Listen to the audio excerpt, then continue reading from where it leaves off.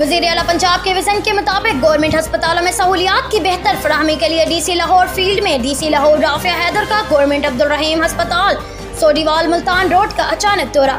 Assistant commissioner city राय Babar, CEO health और दीगर भी हमरा। MS अस्पताल की DC लाहौर को ब्रीफिंग। DC लाहौर राफिया हैदर ने अस्पताल में स्टाफ और डॉक्टर्स की हाजिरी को चेक किया। DC लाहौर राफिया हैदर ने MS अस्पताल से सेहत कार्ड के तनासब के मुतालिक दरियाफ्त किया। DC लाहौर राफिया हैदर का अस्पताल में डेंगू वार्ड का जायजा।